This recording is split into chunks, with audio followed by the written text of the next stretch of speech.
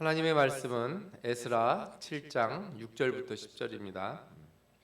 에스라서 7장 6절에서 10절 읽겠습니다. 에스라서 7장 6절부터 10절까지 읽겠습니다. 같이 읽겠습니다. 이 에스라가 바벨론에서 올라왔으니 그는 이스라엘의 하나님 여호와께서 주신 모세의 율법에 익숙한 학자로서 그의 하나님 여호와의 도우심을 입음으로 왕에게 구하는 것은 다 받는 자이더니 아닥사스다 왕 제7년에 이스라엘 자손과 제사장들과 레위 사람들과 노래하는 자들과 문지기들과 느디님 사람들 중에 몇 사람이 예루살렘으로 올라올 때에 이 에스라가 올라왔으니 왕의 제7년 다섯째 달이라. 첫째 달 초하루에 바벨론에서 길을 떠났고 하나님의 선한 손에 도우심을 입어 다섯째 달 초하루에 예루살렘에 이르니라. 에스라가 여호와의 율법을 연구하여 준행하며 율례와 규례를 이스라엘에게 가르치기로 결심하였었더라. 아멘. 오늘은 에스라 7장 8장을 보면서 에스라가 누구인지, 그리고 에스라와 함께 귀환한 2차 귀환의 내용들, 그리고 이 과정에서 하나님이 주셨던 큰 은혜, 또 이 안에 들어있는 새로운 창조의 어떤 숨겨진 그림자들을 우리가 좀 살펴보고자 합니다. 먼저 에스라가 누구인지. 에스라서는 사실 두 파트로 나눠져 있어요. 이 전반부는 수룹바벨을 중심으로 1차 귀환을 하고 성전을 지은 요 과정을 주로 다뤘다면, 에스라는 실제 에스라는 7장에 등장합니다. 그리고 이게 2차 귀환 때 온 사람이에요.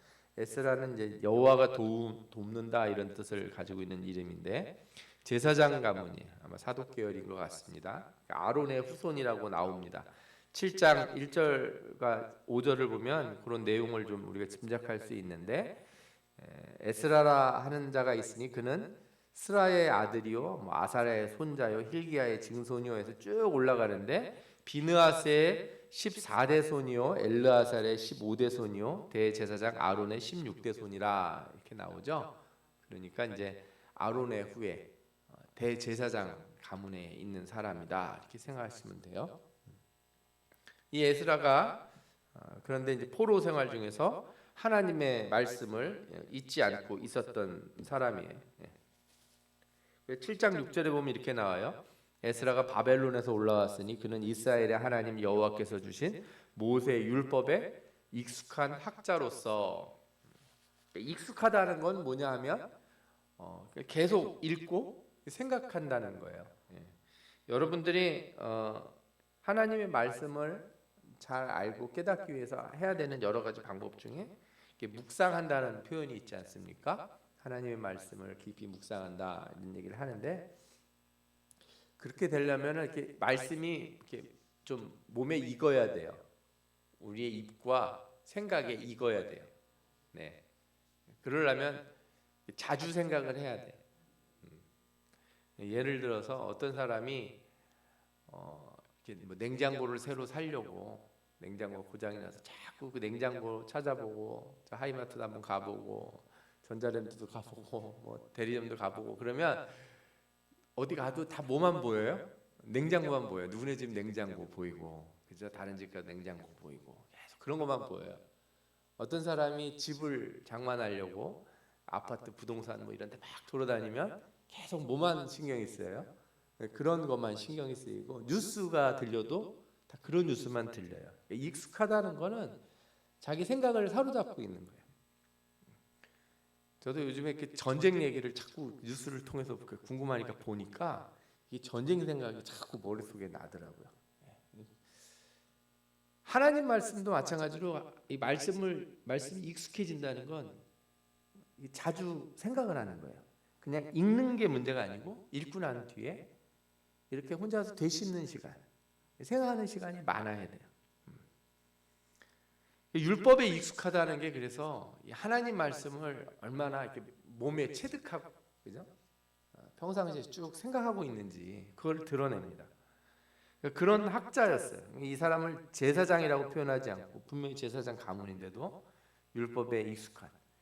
그러니까 이런 분들도 있어요. 이제 뭐 목회자들도 그렇고 성도들도 그렇잖아요. 교회는 열심히 다니고 기도도 잘하고 아주 신앙생활 참 교회에서 열심히 하고 많은 사람 돕고 막 이러는데 물어보면 모르는 분들이 있어요. 이렇게 세례가 뭐냐 그러면 그냥 이렇게 물 이렇게 해주는 거 뭐 이렇게 얘기한다든가, 그죠? 예배가 뭔지, 뭐 직분이 무엇인지, 이런 절기라든지 이런 게 뭔지 이렇게 물어보면 전혀 모르는 분들이 있거든요. 그러니까 제사장이라고 해도 율법을 모르고 그냥 제사장의 일을 관습적, 관례적으로 배워서 하는 사람도 있을 거예요. 그러나 이 사람은 그런 사람이 아닌 거죠. 이게 진짜로 어떻게 해야 되는지 형식적인 걸 본 게 아니라 말씀을 통해서 잘 아는 사람이라는 거예요. 그런 이 사람이 어떤 은혜를 입었냐면 하나님의 도우심으로 왕에게 구하는 것을 다 받는 자가 되었다, 이런 말씀이 나와요. 참 독특한 표현인 것 같아요. 뭐 얼마나 대단하길래 왕에게 요구하는 것을 왕이 다 주는 그런 사람이 되었을까. 저도 이런 사람이 되면 참 좋을 것 같아요.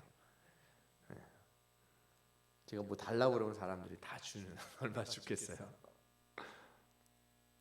근데 이 에스라를 가만히 살펴보면 포로인데 하나님 말씀을 이렇게 잘 지키고 익숙한 사람이에요. 그죠? 말씀이 몸에 밴 사람이라는 거예요. 놀랍지 않습니까? 또 왕에게 구하는 건 다 받는 사람이라는 거예요.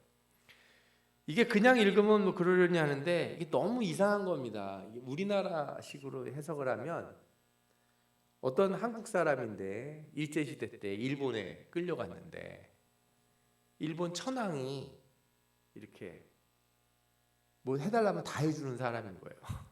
이상하잖아요. 아니 포로로 끌려갔는데 어떻게 이런 일이 가능한가. 예를 들어 다니엘도 그렇죠. 또 스룹바벨도 그래요. 아니 포로였는데 어떻게 총독이 돼서 돌아올 수 있지? 에스더도 그래요. 에스라도 그렇고, 넌 나중에 보면 느헤미야도 그래요. 저는 이런 사람들을 보면 이 사람들이 과연 포로로 끌려간 사람들인가? 하나님이 포로로 끌려가게 하셨다는 게 무슨 의미인가 하는 생각을 하게 돼요. 그러니까 분명히 나라가 멸망했는데도 불구하고 하나님이 그 가운데서도 귀 쓰는 사람들이 있어요. 근데 이런 사람들의 특징이 있습니다. 다 말씀에, 하나님의 말씀에 순종하기를 두려워하지 않아요. 끌려갔는데도 항상 말씀을 지키고 사는 것에 이렇게 최선을 다하고 사는 사람들이었어요. 예를 들어 다니엘, 이 나머지 모든 사람들은 어떻게 하다가 그렇게 높은 자리에 올라가는지 과정이 잘 나오질 않아요. 에스더는 이제 왕비가 된 경우니까 제외한다면 스룹바벨, 에스라, 느헤미야 이런 사람들은 잘 모르겠는데 다니엘만 과정이 나와요. 다니엘이 어떤 과정을 통해서 그런 높은 위치에 올라가게 된가 가만히 보면 그가 왕의 음식으로 자신을 더럽히지 않겠다 결심을 하잖아요.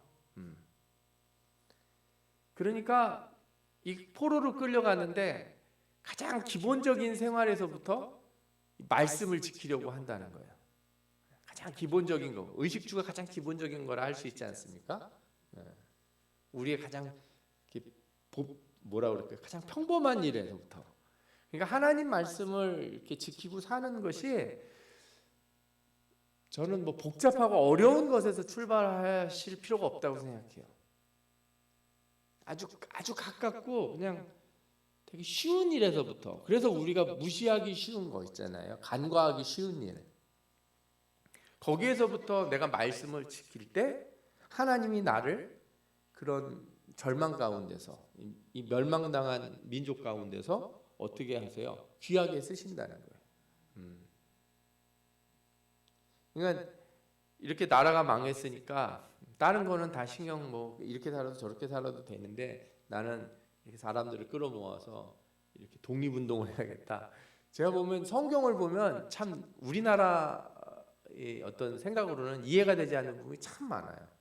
한국인의 정서로서 봤을 때는 우리 같으면은 이렇게 높은 자리에 올라갔으면 백성들을 귀합해서 왕을 죽이고, 그죠?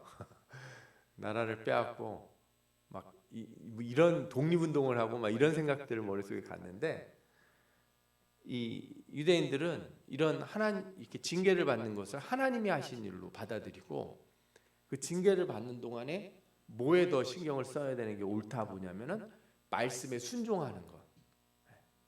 그 징계를 벗어나려고 내가 일부러 이걸 벗어나기 위해서 막 이렇게 독립운동하는 얘기가 성경에 별로 없어요. 그렇게 막 싸우고 막 이렇게 일단 이스라엘 나라를 공격했을 땐 싸우지만 이렇게 하나님이 치셔가지고 나라가 망한 그 뒤로는 그렇게 안 해요. 잘. 물론 이제 성경에 나오지 않은 중간기에 반란들이 없었던 건 아닌데, 이렇게 성경에서 묘사하고 있는 하나님의 사람들을 가만히 보면 그런 일로 무엇인가를 하려고 하지 않고 가장 작은 것에서부터 말씀에 순종하는 일에서부터 이렇게 나간다는 거예요. 이 나중에 뒤에서도 이제 보시면 알아요. 에스라서를 쭉 보면은 에스라가 돌아와서 말씀을 가리키고, 그래서 이스라엘 백성들에게 뭘 강조하는가? 저 페르시아 왕 바사 왕을 버리고 우리는 독립을 하고 하나님의 나라로서, 하나님의 백성으로서 새로운 나라를 이끌어가야 된다, 이렇게 가리키질 않아요. 제일 먼저 뭐부터 실천하는지 여러분들이 에스라서를 읽으셨으면 알 거예요. 가정부터 개혁을 해요. 이방인과의 혼인 뭐 이런 거. 제일 먼저 돌아와서부터 하는 게 뭐예요? 성전 짓고 나서 유월절부터 지키는 거. 그러니까 우리가 생각하는 거하고 많이 달라요. 예. 우리는 만약에 나라가 독립을 하면 제일 먼저 뭐 모두 세우고 막 이렇게 해서 군대도 만들고 모두 준비하고 이런데, 이 사람들은 그게 아니고 어디서부터 시작해야 된다? 말씀에 순종하는 것에서부터 시작해야 된다. 이 신앙적으로 의미하는 바가 많은 거죠. 그러니까 하나님이 그런 사람들에게 은혜를 주세요. 여러분들이 그래서 어려운 일을 겪으시거든 다른 거에 신경 쓸 일이 아니라 그거를 막 벗어나려고 막 내 힘으로 애를 쓰기 이전에 하나님 말씀에 순종하는 일부터 먼저 시작하셔야 돼요. 아주 간단한 것부터 시작해야 돼요. 아주 간단한 게 뭐겠어요? 이렇게 주일날 예배 드리는 것부터, 그죠? 내 생활 습관에 아주 간단한 것부터, 작은 것에서부터 출발해서 내가 말씀에 순종할 때 그 다음에 다른 일들도 일어나는 거지. 그게 안 돼 있는 사람, 그게 익숙해지지 않은 사람에게 하나님이 어떤 큰 은혜를 베푸시거나 한 방에 뭔가를 해결해 주시는 일은, 그거는 뭐라 그럴까요? 저는 그런 일은 잘 없다고 생각해요. 이렇게 하나님의 은혜를 입어서, 그죠? 왕이 뭐든지 다 들어주는 사람이 된 이 에스라가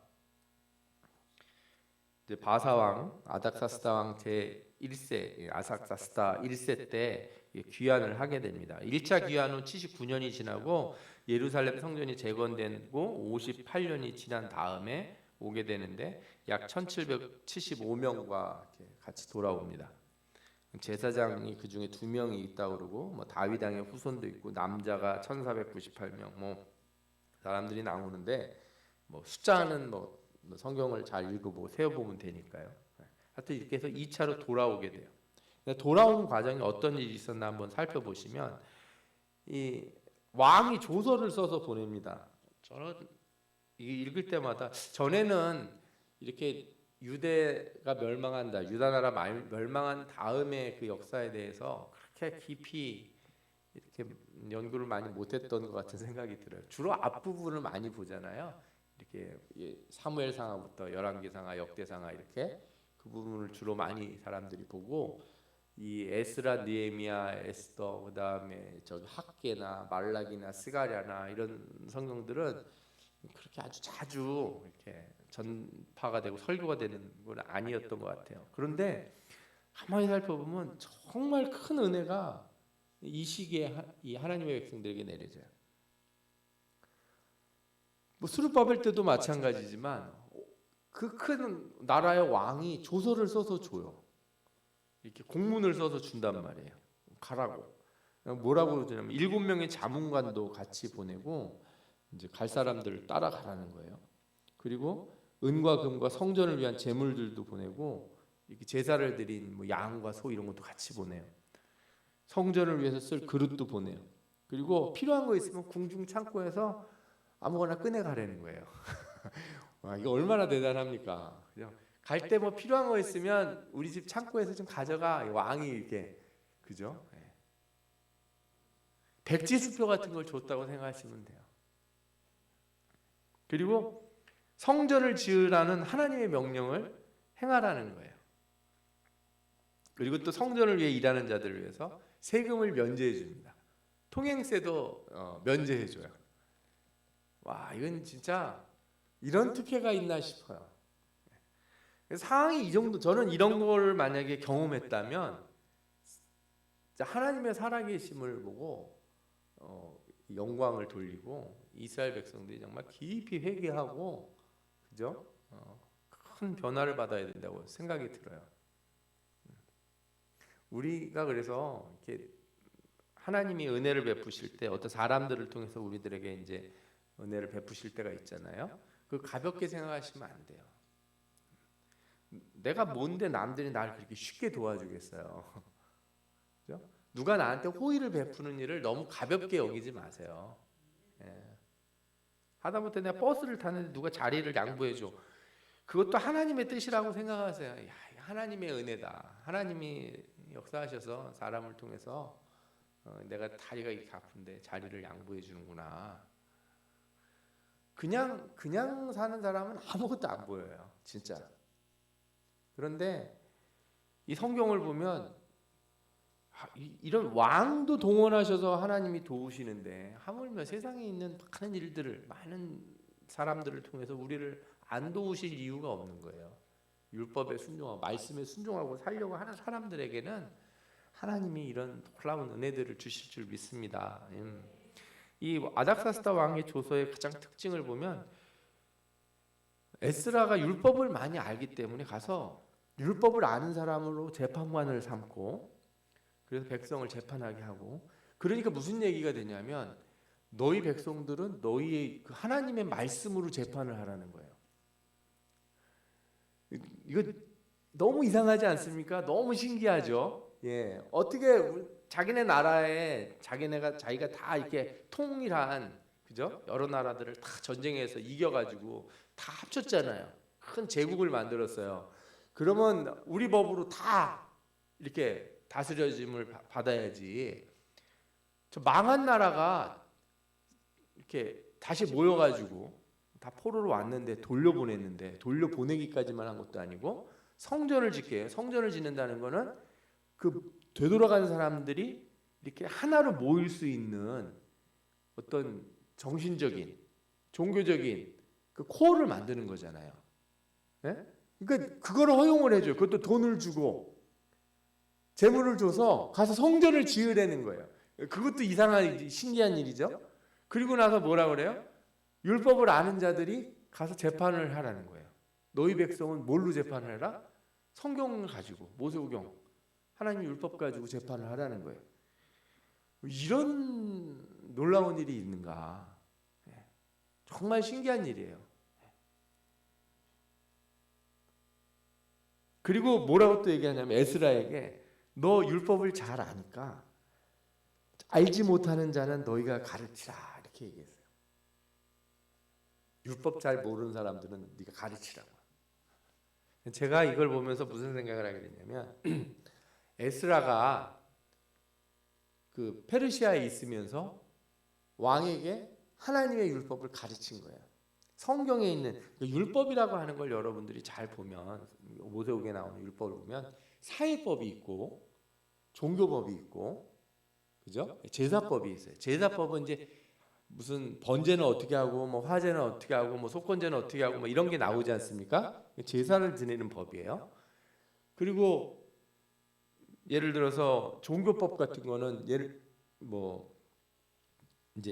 그 사회법 같은 건 이런 거죠. 뭐 살인을 하면 어떻게 처벌을 하고, 돈을 뭐 훔치면 어떻게 처벌을 하고, 뭐 그런 거 많이 보지 않습니까? 소가 만약에 사람을 이렇게 들이받으면 어떻게 처리를 하고, 이런 게 있단 말이에요. 그러니까 에스라가 성경에 나오는 율법에 있는 이 사회법들을 아마 왕에게 가르친 것 같아요. 말해준 것 같아요. 왕이 들으니까 야, 그 법 너무 좋다. 야, 그런 식으로 우리나라도 법이 제정이 되면 좋겠다. 이렇게 생각했던 것 같아요. 제 추측이건데. 그렇지 않고서는 왕이 그 율법이 뭔지를 알고 율법을 가리키라고 그러겠어요. 그러니까 하나님 말씀을 이렇게 들었다는 거예요. 사실 세상에서도 우리가 세상 사람들과 대화 그럴 때 예를 들어서 뭐 번제가 뭔지 무슨 제사가 뭔지 아니면 이제 신약 시대로 넘어온다면 너무 종교적인 것만 가지고 우리 신앙에 있어서 그죠? 깊이 들어와 있는 이런 것만 얘기를 하면 대화가 잘 안 될 거예요. 그러나 성경에서 가르치는 이 복음의 가르침 중에 사회적인 가르침이 있어요. 약한 자를 돕고 가난한 자를 돕고 그죠? 어떻게 진리를 말하고 정직하게 행해야 되고 하는 것들에 대해서 이걸 얘기를 하면 사람들도 다 성경을 그 성경 참 좋다. 하나님 말씀 참 좋다. 다 그렇게 얘기할 거라고요. 그러니까 거기에 저는 일종의 사회로 나갈 수 있는 복음의 연결고리가 있다고 생각을 해요. 복음의 연결고리가.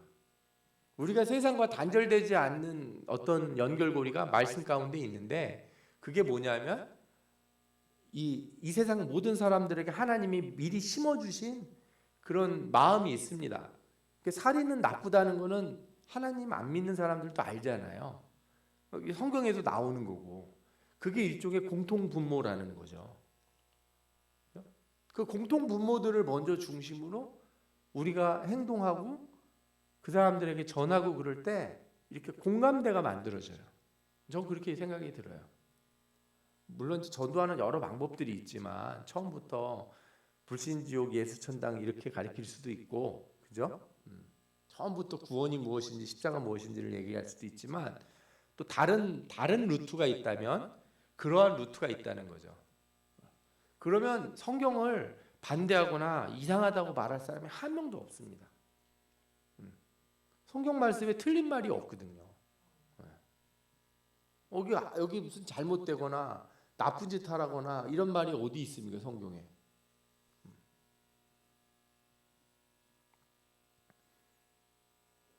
근데 왜 그러면 사람들이 이렇게 하나님 말씀을 잘 안 들을까요? 우리가 그 세상 사람들과 공통분모가 되는 그 말씀을 안 지켜서 그래요.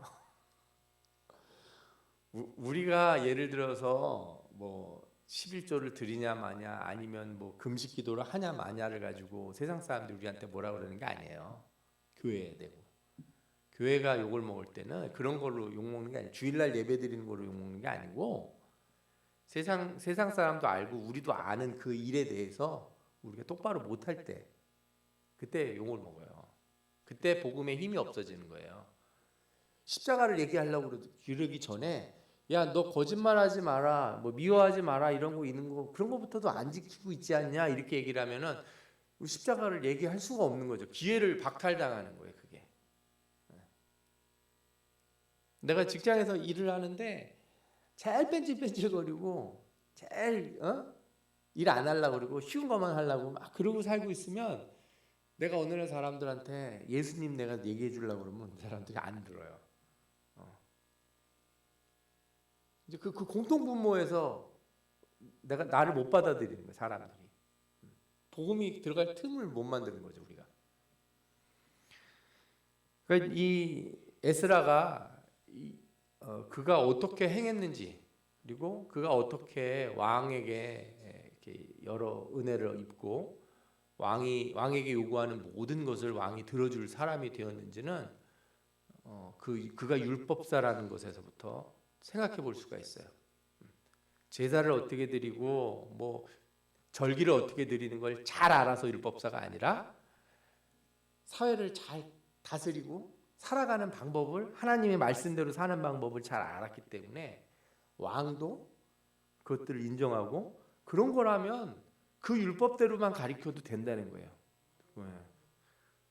그렇게 해서 이 에스라가 돌아오게 돼요. 그래도 돌아오는 과정에 이제 하나님이 은혜를 참 많이 줘요.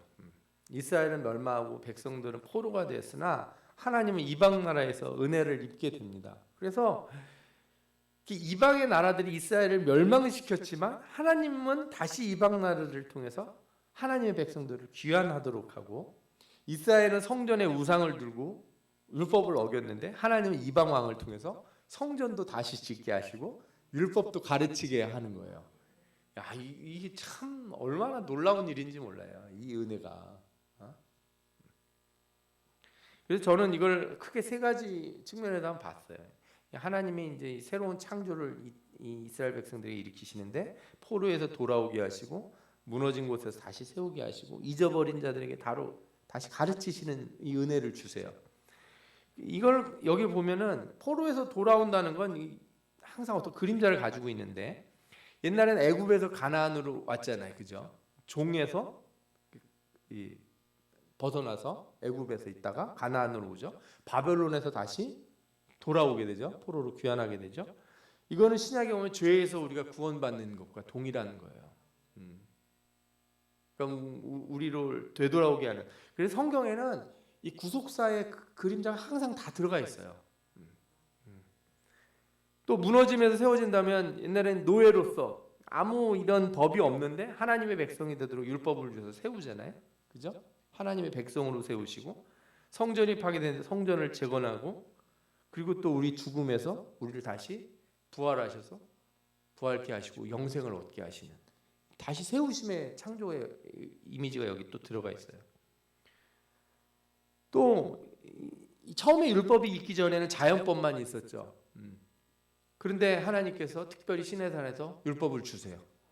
그리고 이 성전과 율법을 또 형식화하고 잊어버리는 자들, 그거를 오염시킨 자들, 그런 자들을 다시금 이렇게 하나님이 회개하게 만드시고 순종하게 만드시는 거죠. 다시 가르치시는 거예요.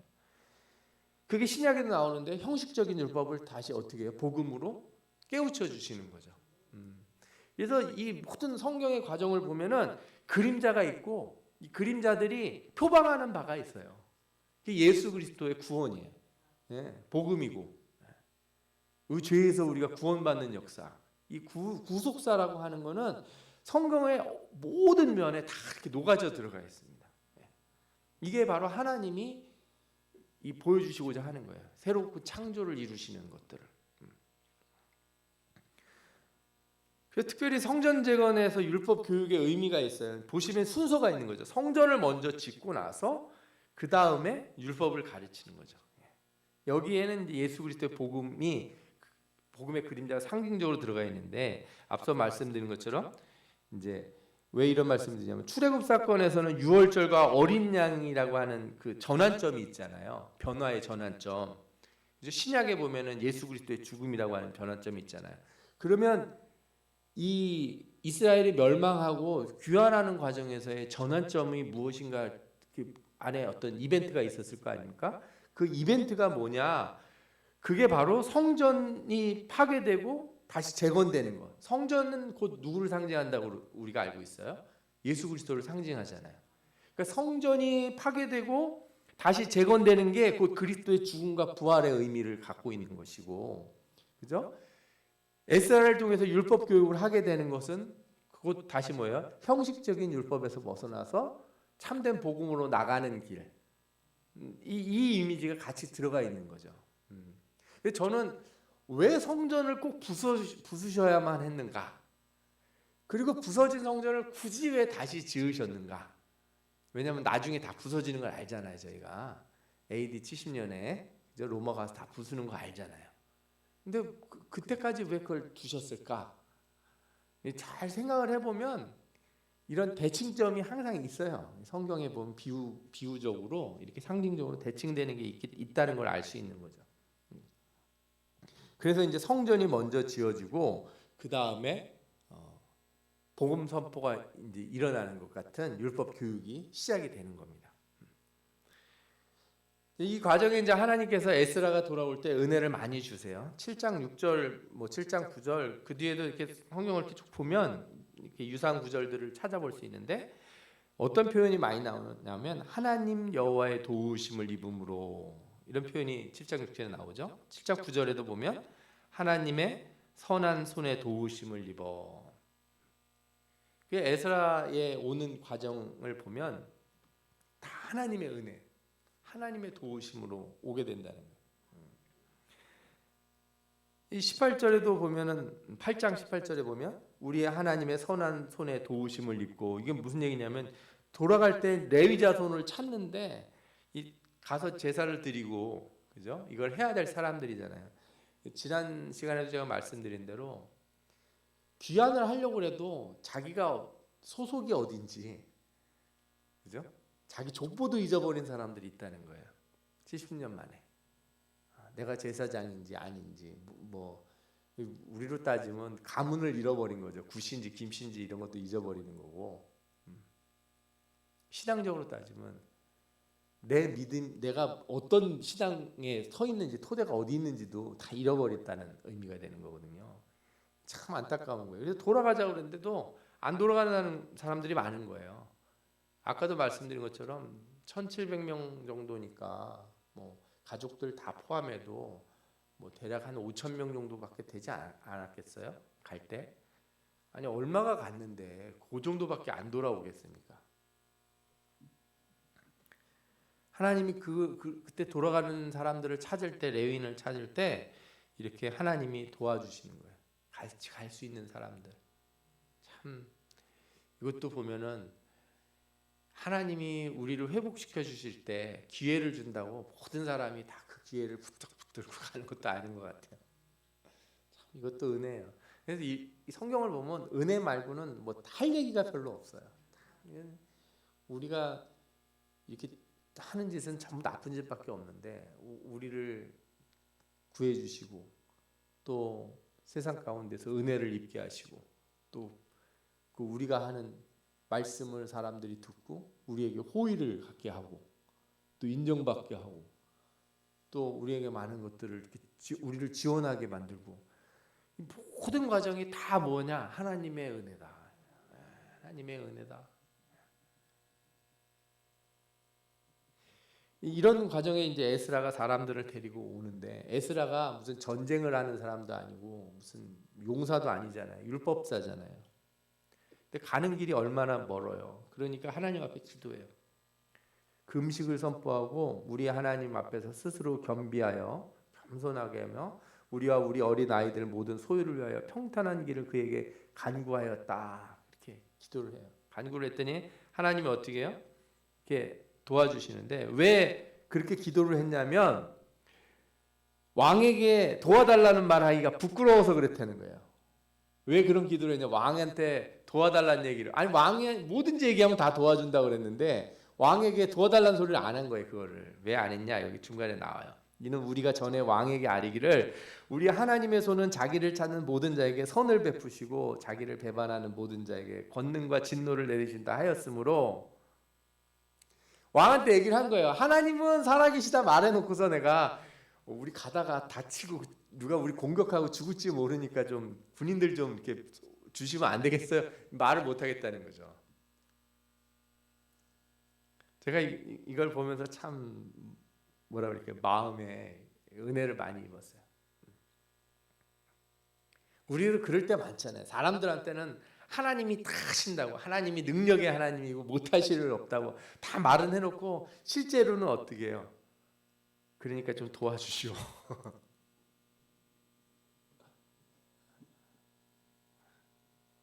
하나님이 다 해주신다고 뭐 말은 입으로는 실컷 떠들어 놓고서 본인은 실상은 안 믿는 사람도 많아요. 이게 부끄러운 신자인 거예요. 그러면 말만 해놓고서 아무것도 안 하면 되냐? 아니죠. 뭐 어떻게 했어요? 하나님 앞에서 스스로 겸비하고 하나님 앞에서 금식하고 기도했다는 거예요. 간구했다는 거예요.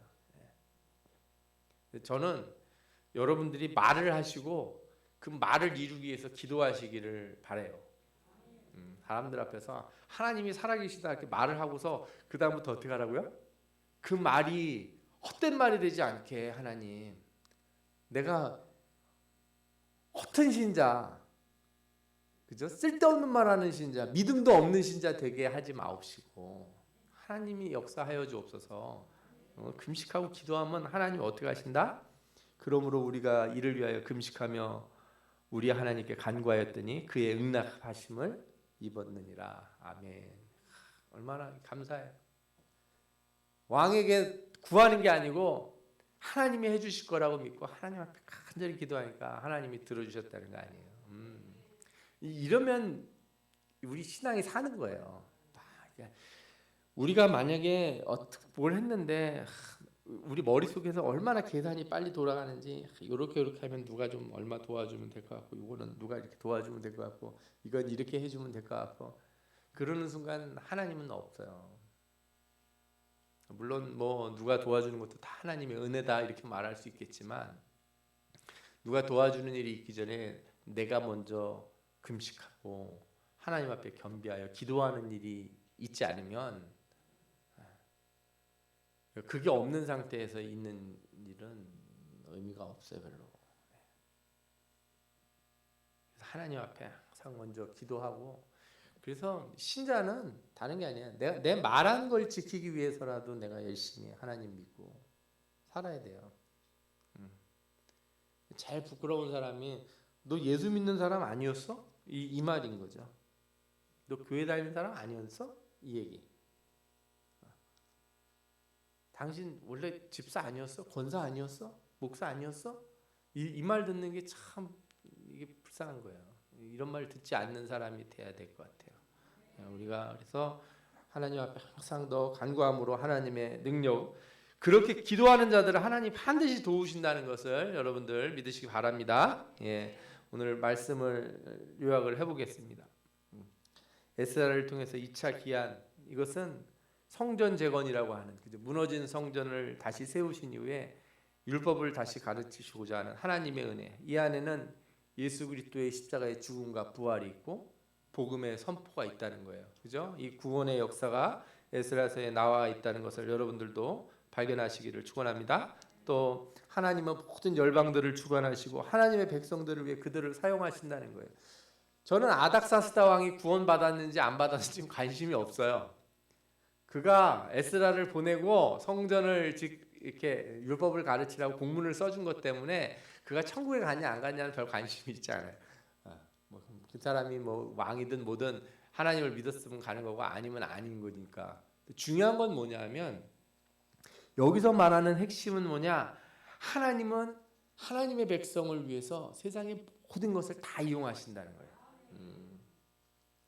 세상이 왜 존재하느냐 이렇게 물으면 하나님을 위해서 존재하는 것이고, 그죠? 더 나아가서 하나님의 자녀들을 위해서 존재하는 거예요. 하나님이 왜 6일 동안 열심히 세상을 만드시고 마지막에 사람을 만드셨겠어요? 사람 살기 좋으라고. 빛도 없고 태양도 없고 물도 없고 나무도 없는데 만들어 놓고 없네? 그리고서 그때마다 하나씩 만드신 게 아니고 다 준비하시고 인간을 주신 이유가 있는 거죠. 여러분들 이 세상은 다 하나님의 손 아래에 있습니다. 세상을 두려워하지 마시고 하나님을 두려워해야 돼요. 세상을 염려하지 말고 하나님의 말씀에 순종하기를 항상 기도하고 애쓰시는 분들이 되시기 바랍니다. 그렇게 하나님의 은혜를 구하는 자에게 하나님은 무한한 능력과 힘을 주시고 그 길을 인도하세요. 사람들 앞에 선포하십시오. 이 세상은 하나님 겁니다. 그렇게 말했다면 내가 그렇게 말을 했다면 그 말이 이루어지게 하나님이 그렇게 일하시도록 기도하십시오. 저희가 헛된 말 하지 않게 해주시고 제가 참된 진리와 복음을 바르게 전했다면 하나님의 뜻이 이루어질 줄 믿습니다. 우리와 역사하여 주옵소서. 이렇게 기도하시기를 축원합니다. 아멘. 오늘 이 말씀을 생각하면서 다 같이 주여 한번 외치고 우리 통성으로 기도하도록 하겠습니다. 주여! 아버지 하나님 감사